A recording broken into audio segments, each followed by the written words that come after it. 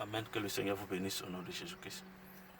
Je vais parler avec vous aujourd'hui d'un sujet, une âme que l'ennemi utilise pour détruire la vie de beaucoup de personnes, beaucoup d'hommes de Dieu, beaucoup de chrétiens. Le temps. Parfois, quand tu es là, que tu n'es pas vigilant, le diable utilise le temps. C'est-à-dire, tu peux être dans un foyer et on te dit que depuis là, tu n'as pas d'enfant. Tu regardes, ça fait 5 ans, 3 ans, 2 ans, 1 an, 10 ans de mariage, il n'y a pas d'enfant. Et le diable utilise toujours ton entourage, c'est-à-dire la belle famille, les beaux-parents, ça peut être les amis, ça peut être des collègues. Pour te dire, mais attends, depuis que tu es marié, qu'est-ce que tu attends pour faire des enfants? Les gens vont t'accélérer, vont commencer à dire des choses. Ça peut être aussi pour ton ministère.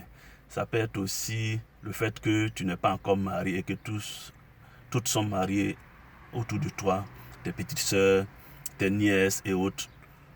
Et les gens vont utiliser cela aussi. Des camarades, des copines, des personnes vont dire, mais attends, elle attend quoi pour se marier? Le temps. Et ils vont mettre des idées dans ta tête, vont commencer à te décourager. Et quand tu regardes aussi, ton âge est en train d'avancer. Le temps que le diable utilise. Ça peut être ton ministère, on va dire, mais tu as fait 10 ans, 15 ans, 20 ans, rien n'avance dans ton ministère.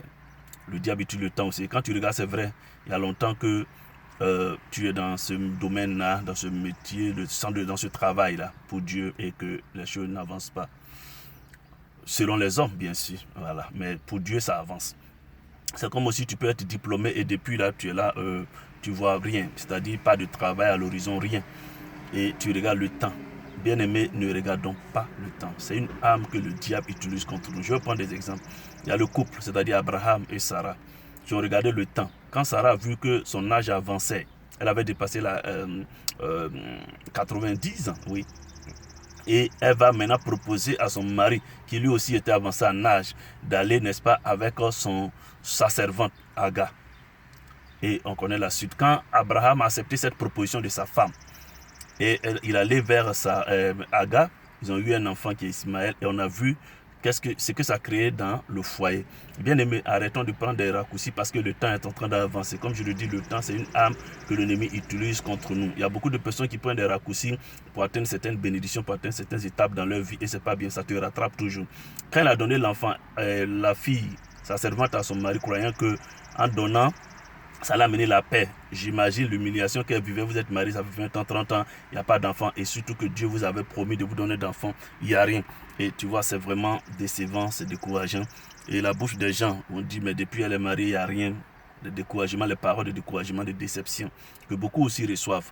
Et donc, elle va vouloir, comment on appelle, boucher ce trou-là, c'est-à-dire donner un enfant à son mari pour que, voilà, fermer la bouche des gens. Voilà. Souvent, on veut faire des choses pour plaire aux gens. On dit non, bon, je vais faire quand même, je vais me marier quand même comme les autres. Je vais quand même avoir ce travail-là, même s'il faut coucher avec le patron, la patronne, pour occuper ce poste, même s'il faut faire ceci pour avoir cette place-là. Nécessaire que j'occupe cette place, au moins fermer la bouche des gens. Le monsieur t'aime pas, mais tu forces. La femme t'aime pas, mais tu forces pour être dans cette relation, pour que tu puisses quand même être honoré, pour fermer la bouche des gens. C'est ce que Sarah a fait.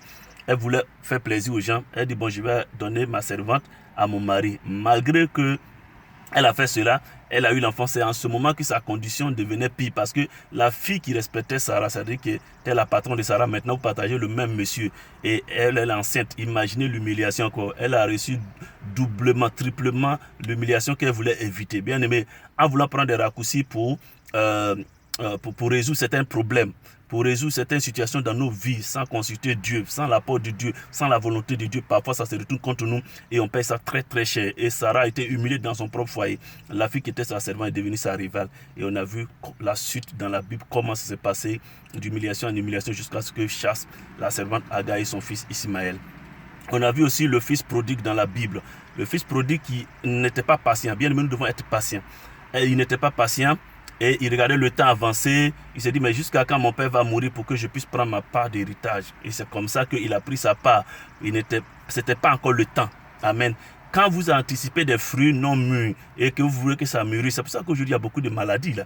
Les choses qu'on voit, ce ne sont pas des saisons, mais on force les arbres à produire, on force les choses à être, amen, et ça nous crée des problèmes. Et c'est comme ça aussi que le fils prodigue a pris sa part d'héritage et on a vu comment il a gaspillé cela. Amen.